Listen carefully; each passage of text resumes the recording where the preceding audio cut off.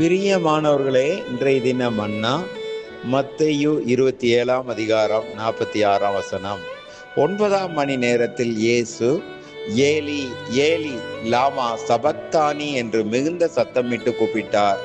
அதற்கு என் தேவனே, என் தேவனே, ஏன் என்னை கைவிட்டீர் என்று அர்த்தமாம்.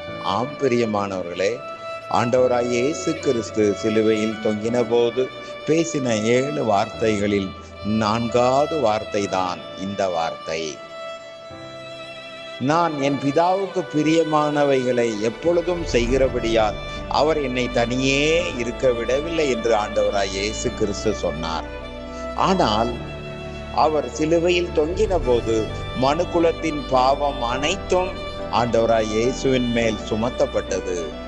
எனவே பாவத்தை பாராத சுத்த கண்ணனாகிய பிதாவாகிய தேவன் தம்முடைய முகத்தை ஆண்டவராய் இயேசுவுக்கு மறைத்தார்.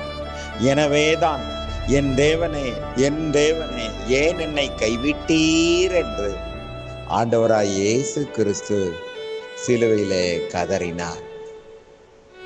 இமை பொழுது நான் உன்னை கைவிட்டேன், ஆனாலும் உருக்கமான இரக்கங்களால் உன்னை சேர்த்து கொள்வேன் என்று வாக்குத்தத்தம் செய்த ஆண்டவராய் இயேசு நம்மை ஒருபோதும் கைவிடவே மாட்டார், நம்மை விட்டு விலகவே மாட்டார். எனவே நாம் அவருக்கு பிரியமானவைகளை செய்து அவரை நாம் தேடினால் ஒருபோதும் கைவிடவே மாட்டார்.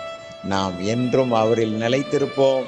அவருடைய வருகையிலும் கைவிடப்படாதபடி அவர் நம்மை காத்து கொள்வார். ஆமேன். அல்லேலூயா.